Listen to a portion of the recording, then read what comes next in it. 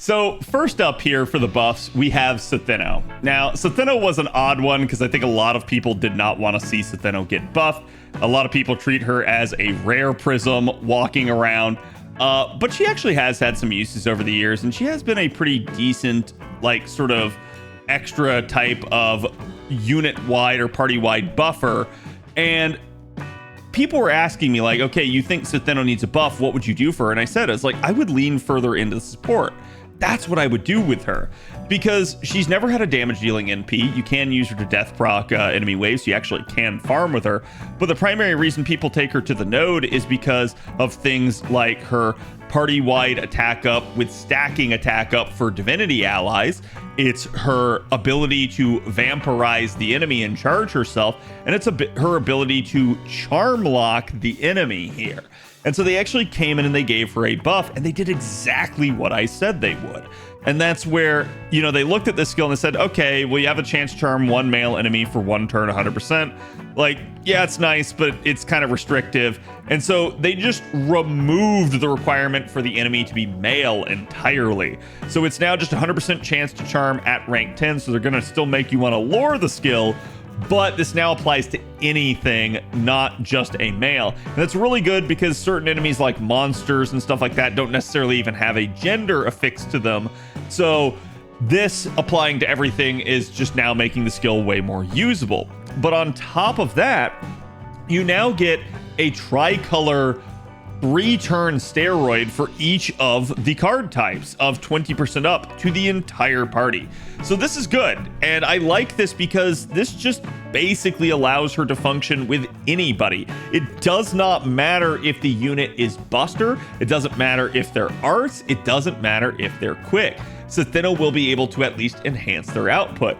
So where her primary use is going to be is in buffing the party, and literally trying to like death proc an enemy wave. So in that regard, I do think she can still be a pretty decent unit for you. She's not going to be somebody that's like going to amazingly pop off for you and be like the most useful. And this doesn't really impact anything that Stheno is going to do other than her card performance. But this does help her, and this does help her usability in a party, especially if you have divine allies, as they're just now going to be amplified even more by something like this. So to me now, Stheno is a really, really decent niche support, assuming you have people that fit the bill. And I can definitely tell you, with having 60% potential in terms of steroids for a divine ally, that is definitely something. So even though she doesn't necessarily take out like multiple waves or again charge the party in any way, you don't really need her to. You just kind of need her to do her job. That's exactly what this buff does. This is the devs leaning into their pre-existing design for a unit, and I think this is a great buff. So again, let me know what you guys think about Stheno. Next up here, we're going to have Emiya Assassin.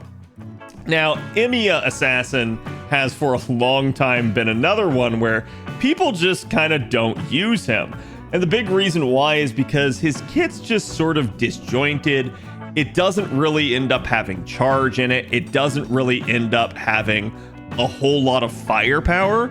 And realistically, its like biggest claim to fame is actually the fact that it ends up having a taunt, a targetable taunt that you can place on an ally. It is the original scapegoat skill in FGO. You know, the one that Qingong is famous for, that everybody loves using. Emiya had it first. So Kiritsugu was quite literally the precursor to all of that. And this was sort of his charge skill. What do I mean? It was probably originally intended to be placed on himself. And the reason why is because he actually has the higher than standard NP charge defense that was designed to help him get more charge when he gets hit. So when you combine that with the taunt skill, that's where they were trying to say like, hey, look, you can use this to like kind of farm charge between waves and stuff like that. But realistically, that's not a very good recipe if you're just going to try to like wipe out the entire wave with an AoE. So this sort of strategy just went the way of the dodo really fast in FGO. Like pretty much year one, it was already, as he came out, already a defunct strat. So yes, you could use this in challenge environments or like more karting environments. It's not like it's impossible to use. It's just, it was suboptimal and most people didn't bother to try. Now, Emiya Assassin has always been interesting as well because he has had a different NP charge attack rate. What does that mean? That's the amount that he gets whenever he attacks either with his cards or his noble phantasms. It is a NP charge attack rate that's normal as 0.46 since he's an arts unit that has multiple hit counts on the arts cards. But he has a separate NP gain rate for his NP. Now, why he has that actually has to do with the sheer number of hits his NP has. He has a whopping 15 hits on his arts NP.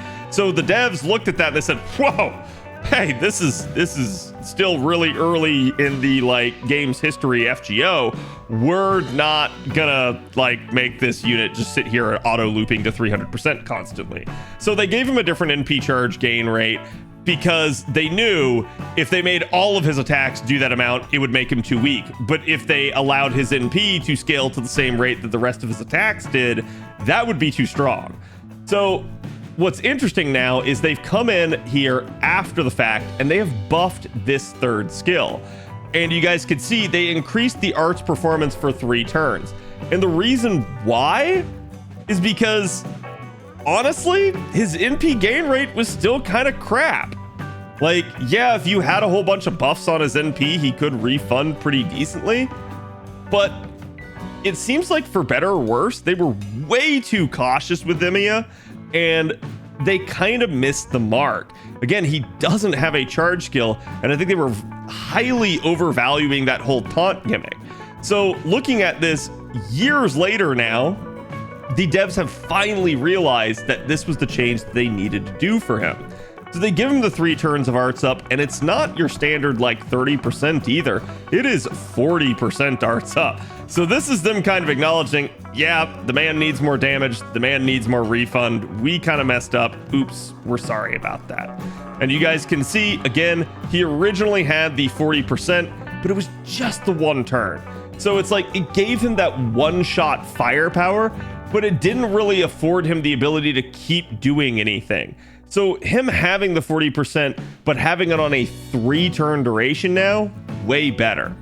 And so you can see they also granted him a self debuff on attack for 5 times 3 turns that will remove the latest buff from an enemy whenever he's attacking, activating first. This in and of itself, I mean, it's nice, but it's actually not that big of a deal because he has invuln pierce already in his kit. So you weren't really going to stop him. I guess you could, pop defense skills and then you would reduce the damage. So in that regard, this effect does have value.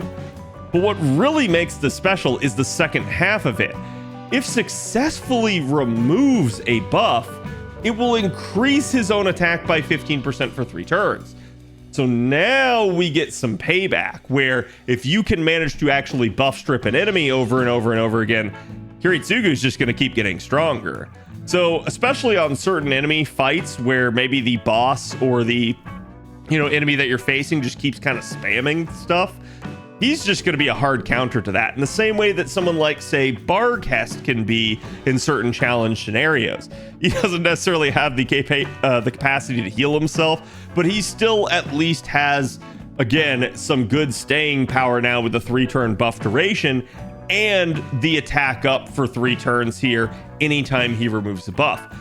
Do keep in mind, this will not work against certain enemies that have guaranteeable buffs, like from a challenge environment where it's a break bar effect or it's a fight specific gimmick. So if it has a white border around it, he can't remove it. But anything else, fair game. So this is definitely a strong upgrade for him. And so now let's look at the actual changes that this makes for him by starting out and looking at his refund. So on screen now, you guys should be able to see his refund numbers and how this change is going to kind of end up impacting it. So you can kind of see here with double supports, and obviously you could include a 3rd support, someone like a Proto Merlin, a Tamamo, or heck, even just like an Oberon for brute force charge. All of that's possible, but you guys can see here is your actual refund numbers over here on the right. You have the number of overkill hits, being detailed at the top. 0 overkill hits just means you didn't kill the enemy.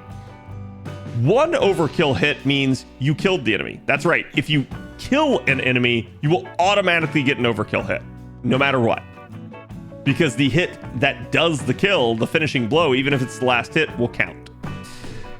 And then the maximum value here being 15 out of 15, which frankly speaking is highly unrealistic because it means you would need to kill with an infinitesimal amount of his Noble Phantasm damage. Unless you're going up against like skeletons and Fiyuki, don't expect to be hitting any sort of number like this. So what you're seeing here is that, relatively speaking, against his true counter class being Riders, that you're looking at him, you know, gaining with double castery about 55% NP gain. So he's going to kind of get halfway back to his NP. So this is where maybe having that third support, again, you could even use something like Shufu, Nero Bride, Paracelsus, who name it. You can get a little bit more. You might not be able to really get him to a full loop, but you should be able to get a decent chunk. Should be able to at least hit that 50% breakpoint with him against Riders. If it's all classes other than Berserker, you'll get about 50% back. And then if it's Berserker with 1 hit of overkill, he's only going to get 40% back. So Berserker is the one you actually need to be wary of, because again, NP gain versus Berserker is just not really that good. The break-even point for Berserkers, by the way, with double Castoria, is 9 out of 15 overkill hits, which is really hard to hit as well. So that would be where he would hit that nice even 50%, but maybe you have enough charge to kind of offset to make that not as big of a deal. And remember, that's just 2 supports. You can augment that with a third. So let's look now at the actual charge scenarios. So on screen, you guys can see this is where we've kind of broken down a typical like 3-turn type of setup for Emiya. Again, he only has about that 50% refund, so yeah, he does have a lot of hit counts. Obviously, you can take an NP gain related unit. It will help him, but in his case, it might just be best, especially for firepower, just to brute force him with Oberon as the third support. So looking at this, we can start him out with at least a 50% CE. We can have double Castoria there in the front line. We can use all of one of Castoria's skills and at least use the arts up from the other Castoria on him in turn 1. It's going to bring him up to 100% charge. Fire off that first NP at 100%. He should be fine. From there, he'll refund about 44% since you didn't have the second Castoria's buffs up yet. So you're going to go ahead and pop all of the second Castoria's skills on him. You're going to rotate one of those Castoria's out, bring in Oberon. At that point, he should be at about like 94% charge. And you'll go ahead and pop Oberon's first skill on him, just get him the extra 20% there. That'll bring him up to 100%, fire off the NP in the second wave, and he should refund about back to 55% now, assuming we're up against Riders. Remember, this is where what you're up against is going to matter. If it's Berserkers, it's going to be way less. If it's neutral classes, should be hitting that nice 50% break-even point. But either way, you can pretty much expect that from this point, all you have to do to complete the loop is use Oberon's 50% charge and his third skill, maybe a Mystic Code attack buff, and then fire off the NP the last time. And that'll be how you complete a 3-turn loop using Kiritsugu. Taking a look at his raw numbers, though, you guys can see, obviously, the numbers themselves don't really change from the way the old buff worked, because the amount of the arts up didn't change. What they did do, if you remember, was extend the duration of it. So this makes him stronger over time, but that's not going to be reflected here because we're not modeling a 3-turn. We're just showing you the servant under their own power against a neutral target with their own buffs in play. So at that point, we're just kind of showing you the NP values and kind of a normal scenario. But where it will scale is if you can manage to buff remove in a, like, say, challenge environment. There you go. Now you're getting a lot more scalability to it because each one of these is adding that 15% attack up for 3 turns. This will stay with him as he keeps looping his NP potentially. So right there, you guys can see if you do manage to have him an MP5 is 51k, almost 52k normal neutral damage there. But with even one buff, that starts jumping up to about 60k. Again, if you end up with 2 buffs removed, it's about 67, and 3 buffs removed, you're looking at about 75. Even with NP1, these numbers are still pretty respectable, but they will probably get outpaced by some of the higher rarity units you might have. Now, let's take a look at Emiya in an actual 50% sort of charging scenario with, you know, him being under the impact of external buffs. So he's in an actual supportive comp, he has a Mystic Code, he has a Craft Essence equipped. This double Castoria Oberon with a level 100 Ocean Flyer Craft Essence now. You guys can see wave 1 at NP1, about 101k. These are still neutral numbers, so not effective. Wave 2, 149k. Wave 3, 271 there. You get that nice spike with Oberon, but remember, it's also that 3-turn arts buff really helping him out. So where that's really going to play an impact is, 1, you're going to have it for all 3 turns. This means that certainly like wave 1's going to get a marked improvement in firepower since you're not holding the steroid for the 3rd turn. It also means you don't have to maybe sometimes try to use the steroid in like a mid-turn to make the loop work because you maybe don't have enough refund otherwise. So this really helps things out as it just frees it up to being used on turn 1 and having it apply to all 3 waves. You don't have either of those 2 problems kind of coming into play. At MP2 here, you can see the scaling works quite nicely. You get a nice little bump up of about anywhere from 20 to 30k on all the numbers. But realistically, where it's going to make the biggest difference right there is with that scalability with Oberon in wave 3. All of a sudden, boom, NP2 having a huge impact there of about 60k. And then looking at NP5, you get almost a similar jump there with another increase of about 20 to 40k on the first 2 waves there, and another jump up of about another 60k going to 406k for NP5. Looking at, again, him with 1 buff removed though, you get a marked increase in the damage output because again, that scalability with Oberon combining with other buffs now, all of a sudden now you're looking at 347k, so a huge increase over the original NP1 number for wave 3 without a buff removed. So removing buffs going to be a very big deal for Emiya if he can manage it, as it's really going to help his NP damage scale in a proper composition when he has all of those buffs stacking and multiplying themselves. So highly recommend trying to take advantage of him and use him to that effect. And this is going to give him a lot more use as a challenge unit, which frankly is where his taunt skill will work the best. So let me know what you guys think about Emiya's new change and how you guys feel he can perform for you down the stretch. I'll be curious to hear you guys' thoughts. Also, who do you think the next buff on JP is going to be? Let me know, and I will make sure to read through your comments. Thank you all for watching. Don't forget to like and subscribe for more videos, and I will see you guys for the next one.